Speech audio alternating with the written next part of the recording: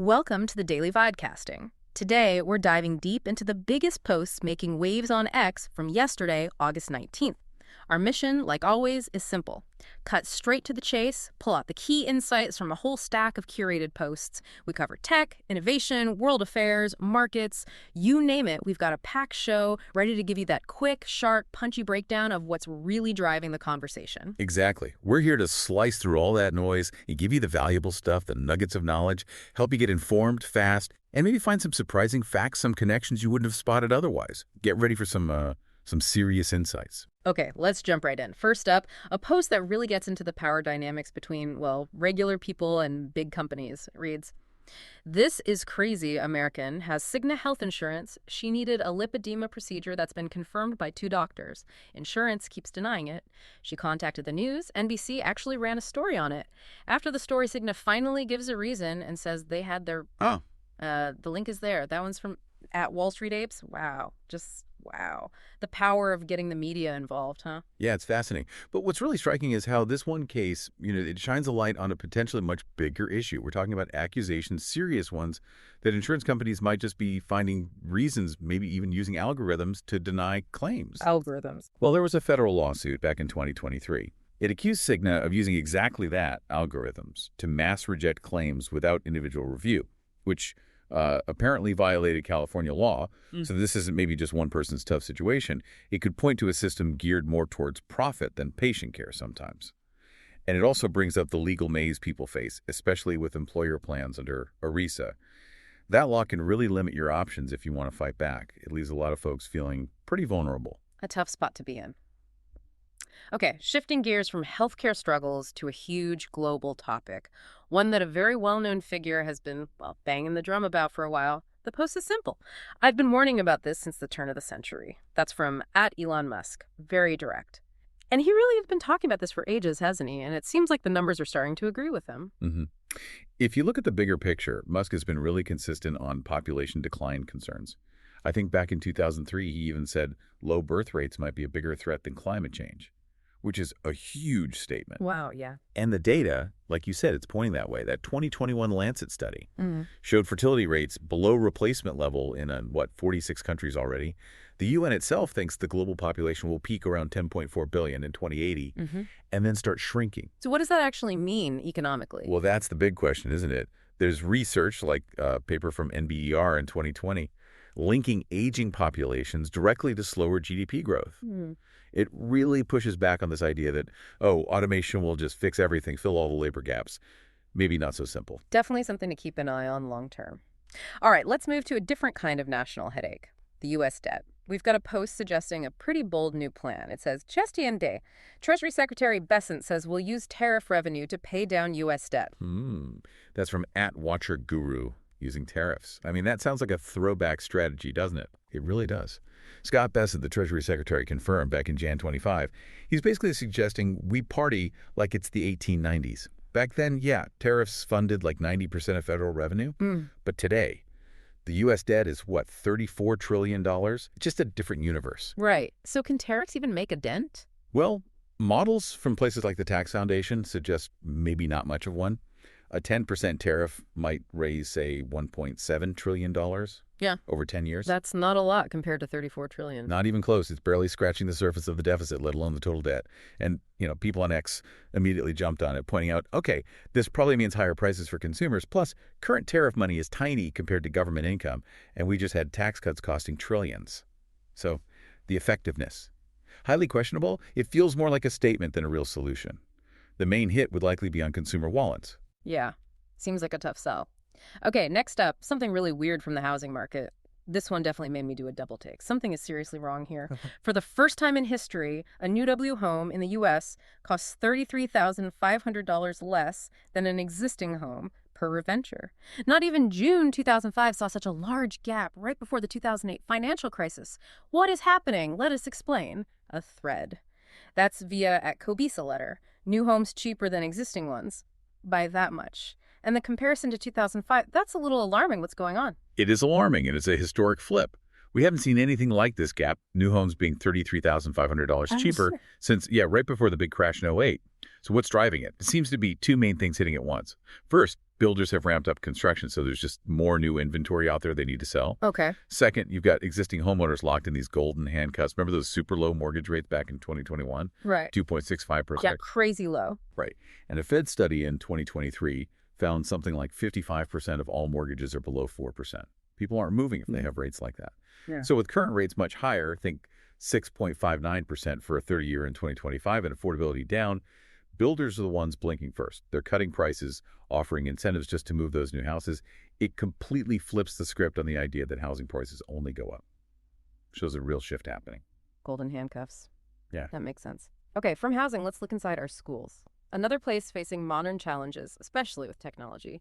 Here's a post about a pretty significant change. New W. Schools across the country are requiring students to lock their phones in a phone pouch for the entire school day, can unlock the pouch at the end of the day. Teachers and principals say phones in the classroom are becoming too much of a distraction. The last couple, and there's a link, that's from @ColinRugg, locking phones away in pouches. Sounds like schools are getting serious about tackling this distraction issue, almost like a physical intervention. Yeah, it's a trend that's definitely picking up steam. These pouches, often magnetically sealed, are a direct response to what teachers are seeing every day. They say it's just a constant battle, keeping kids focused with phones buzzing in their pockets or even just, being there. I can imagine. And some states, like Utah, are pushing for similar rules across the board. There are studies suggesting, learning does improve when phones are out of sight, out of mind. Groups like the Phone-Free Schools movement argue even having them in a backpack is still a mental distraction. But what about emergencies? That's always the first question, right? Absolutely. That's the main counter-argument. Can kids get to their phones if something bad happens? Schools using these usually say there are exceptions, ways to unlock them for special needs or real emergencies. But it's definitely a balancing act. Education versus immediate access and safety. A real tension there. A tough one for schools and parents. Now let's turn to a post that's sparking a lot of debate about political viewpoints and maybe how divided things feel right now. It says, I'm really shocked by how many of my liberal friends genuinely believe President Trump is destroying the country. I'd never seen anything like it. Are you seeing this too? That comes from @MattManswool. Well, that certainly points to the deep polarization we hear so much about, a feeling of disconnect, even between friends. Yeah, it really reflects that deepening divide in the U.S. You see it in the polling, too. Like a Pew Research study in 2023 found, I think, 65% of Democrats saw Trump's policies as harmful. That was up quite a bit from 50% back in 2016. Wow. So that sentiment, that strong negative view, has intensified, Yeah. and it spills over into personal relationships, like the post suggests. It's interesting, too, because you compare that perception with, say, reports from recent international meetings, like the COP26 follow-up in August 25. Apparently, Trump's more casual diplomacy surprised some observers, maybe challenging the simple narrative of him being totally isolationist. Interesting contrast. It raises that question about how perceptions get formed, right? Historical data shows political views are heavily shaped by media bubbles. Something like 72% of liberals citing CNN or MSNBC as main sources, for example. It creates very different realities. Echo chambers are powerful. Okay, next up, a potential policy change that could impact a lot of people relying on housing assistance. The Post reads, Trump-UD has proposed kicking out able-bodied adults after 2 years on Section 8 housing subsidies, which currently have no time limits or work requirements. There's a link included. That's from @Leading Report. Kicking people out after 2 years, that would be a massive change to Section 8 if it goes through. A really significant shift, yeah. This proposal targets able-bodied adults without dependents, setting a 2-year limit and adding work requirements where there currently aren't any. HUD Secretary Scott Turner argues this gets the program back to its original intent as temporary help. But you have to look at the numbers. A 2024 HUD report showed about 5.2 million households rely on rental assistance. This change could affect maybe 1.4 million of those. 1.4 million, that's huge. It is. And groups like the Center on Budget and Policy Priorities are raising alarms, saying this could push a lot of people toward homelessness. Section 8 started back in '74, meant to help people find housing, improve mobility. But it kind of evolved into longer-term support. Even back in '77, a Washington Post piece noted 80% of recipients earned less than half the median income. So it's been supporting very low-income folks for a long time. This changes that dynamic fundamentally. A major policy debate brewing there. Let's shift to foreign policy now. A very clear statement on a critical issue, U.S. involvement in Ukraine. Here's the post. SEC confirmed No American troops are going into Ukraine. At Fox News WS, what kind of assurances do you feel like you have that it won't be American boots on the ground defending that border? Trump, you have my assurance. Includes a link. That's from @BennyJohnson. You have my assurance. Pretty direct promise on a huge foreign policy question. It's extremely direct. This clip captures President Trump making a firm commitment. No U.S. troops deployed to Ukraine. It aligns with his administration's general theme of avoiding direct military entanglement in overseas conflicts. His stance on the Russia-Ukraine war itself has seemed to shift a bit over time, from ceasefire calls early on to pushing for permanent peace deals more recently. It seems like a strategy focused on diplomacy, maybe leveraging U.S. influence without boots on the ground. Right. What's also interesting here is how this promise plays into the broader geopolitical game. The Kremlin has always been vehemently against any Western or NATO troops in Ukraine, so making this promise could be a strategic move. It might maintain leverage in negotiations, maybe nudge European allies to step up more on regional security. It's a calculated assurance. A lot of layers to that one. Okay, next, a post that really touched a nerve online, sparking a big debate about men, emotions, and relationships. It says, "This is a trap, guys. Don't fall for it. No woman on earth actually finds it attractive when her husband or boyfriend sobs uncontrollably." That's a strong take from @MattWalshBlog. Yep. Oof. Yeah, that definitely challenges a lot of the modern advice about vulnerability in relationships, doesn't it? It really does. This post was apparently reacting to a viral story about a Nebraska punter who got very emotional in a press conference. It just blew up into this wider debate. And what's fascinating is looking at some actual research. There was a 2023 study, Journal of Social and Personal Relationships, I think. It found that, yes, 68% of women value emotional expression in partners. But, Okay. There's a but. Yeah, there's the but. Only 29% found excessive crying attractive, which suggests maybe a cultural disconnect, or at least a nuance that gets lost. So this post, while controversial, sort of taps into that nuance. It challenges the idea that men should just let everything hang out emotionally, maybe aligning more with traditional gender roles where, stoicism was valued. Another meta-analysis in 2021 found emotional stability in men actually correlates with higher relationship satisfaction. So it's complicated, not as simple as always show emotion or never show emotion. Finding that balance, perhaps. Okay, another post pointing to divides, this time within the Black community regarding ideology. This one reads, "This guy brought facts. Well done." That's from @CharlieKirk11. Praising someone for bringing facts in what sounds like a contentious discussion. A bit vague, but likely points to a heated debate. Yeah, this seems to be referencing a specific viral video, probably from Jubilee Media's Surrounded series. Apparently, activist Amanda Seales debated about 20 Black conservatives. The topics were things like reparations, systemic racism, really hot-button issues. And it got nearly 700,000 views pretty quickly. Wow, people are definitely interested in these conversations. Absolutely. The debate itself really threw the ideological divides within the Black community into sharp relief. You had Seales arguing for recognizing historical context, the ongoing impact of racism. The conservatives tended to emphasize personal responsibility, maybe focusing more on unity moving forward. If you step back, you see this as part of a much broader trend, right? These polarized public debates on race and policy. It shows there's a real appetite for watching these confrontations, even if they are pretty divisive. Food for thought there. Okay, let's move to another story that's causing outrage online involving a major retailer. Breaking Americans are calling for a boycott of the retailer Meijer after body cam footage revealed the $15 billion corporation had a 16-year-old disabled deli worker named James arrested for taking just $110 in food over 3 months to get through his shifts. Thoughts? And a link follows. This one is from @RightAngleNews. Arresting a disabled teenager over $110 worth of food. Yeah, you can see why people are calling for a boycott. That sparked huge anger. Understandably so. The details are pretty stark. A 16-year-old, disabled, working in a deli allegedly takes about $110 in food over 3 months. And reports suggest it might have been food that was going to be thrown out anyway just to get him through his shifts. Oh, man. Then the body cam footage comes out recently, showing the arrest itself. And seeing that perceived harsh treatment of someone seemingly quite vulnerable by a huge $15 billion company, it just poured fuel on the fire. It forces this question about corporate ethics, doesn't it? And proportionality. Was calling the police, making an arrest, really the right response for this amount under these circumstances? Seems excessive to many. Exactly. Many are arguing it was way over the top compared to how other minor theft cases might be handled. And that perception is really damaging Meijer's image, their customer loyalty. It's become a real flashpoint. Definitely a situation to watch. All right, another one related to President Trump in Ukraine, focusing on the urgency he seems to bring to negotiations. The Post says, Holy crap. President Trump just revealed that during the negotiations, one of the leaders asked him to meet again on the war in a month or two. I said a month or two.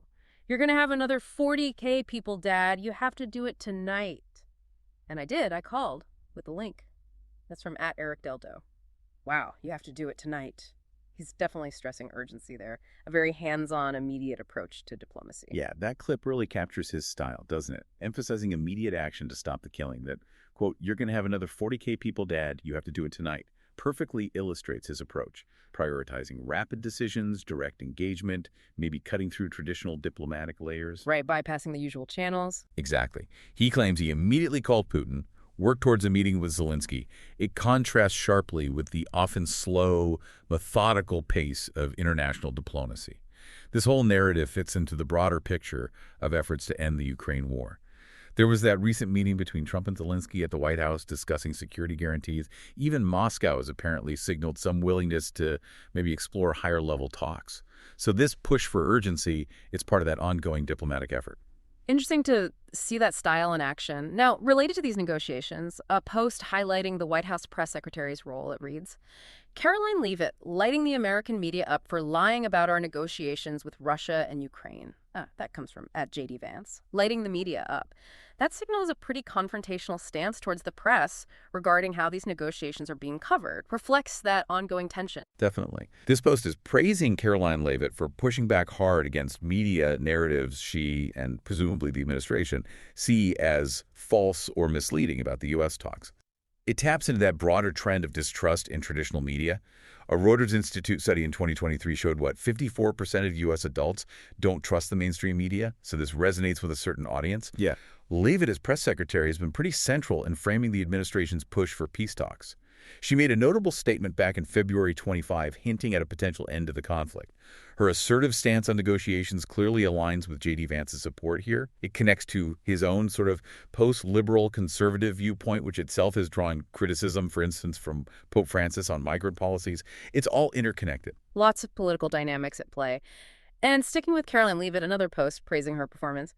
Just in, Caroline Leavitt ended many careers in the White House press briefing room today. Right. For fake news media can't keep up, that's from @MAGA Voice, ended many careers. That's quite the statement. A very strong endorsement of her briefing style, framing it as a victory over the press. It is very strong language. Yeah. It portrays her performance as not just competent, but dominant, dismantling media narratives right there in the briefing room. This fits that pattern we've seen from Trump administration officials actively challenging the press corps. That 2023 study showing a 40% jump in public distrust of media since 2016 kind of provides the backdrop for why this approach lands with supporters. Right. Her defense of Trump's diplomacy, like the recent Alaska summit with Putin in August 25, is framed as part of this strategic shift they're pushing. What's also pretty remarkable is her position itself. At 27, she's the youngest press secretary ever, right? Came up through Trump's first term. It suggests a deliberate choice project, this fresh but combative image against the established press. A calculated choice, perhaps. Yeah. Okay, finally, let's wrap up with a look towards the future of work and a pretty stark warning about artificial intelligence. The Post states, CEOs are warning entry-level jobs are on the brink of extinction thanks to AI, per Fortune. This one's from @UnusualWhales. Entry-level jobs on the brink of extinction. That is a sobering thought, especially for young people just starting out. It really is. And it's not just CEOs saying this off the cuff. It lines up with some serious projections. Remember that World Economic Forum report from 2023? It projected AI could automate up to half the tasks in jobs like market research. Even sales reps, jobs that often have entry-level positions. Half the tasks. Wow. Yeah. So it forces you to ask that critical question, what does this really mean for the next generation coming into the workforce? And maybe more importantly, how fast is this actually going to happen? Could it be faster than we think? It definitely pushes us to consider the urgent need for different skills, for career paths that are much more adaptable in a world that's getting automated faster and faster. The key insight isn't just AI takes jobs. It's more like a wake-up call. We might need a fundamental rethink of education, training, career development, making adaptability the absolute baseline for staying employed. A massive challenge ahead. Okay, that's a wrap on today's Daily Vibecasting. We've definitely covered some intense ground from X today, healthcare, housing, demographics, politics, ethics, the future of work, all bubbling up in the feed. Yeah, we hope this deep dive gave you a bit more clarity on the conversations really shaping things out there. Maybe spark some of those aha moments, helped you connect the dots through the noise. So, what does it all mean for you? As you process all this, think about how these aren't just random posts, they're threads, right? Threads in this huge, complex tapestry of global change. What new challenges or maybe even opportunities do you see coming out of what we talked about today? How might you start thinking about them? Join us again tomorrow for another rapid fire deep dive into what's trending. Until then, keep digging for those insights.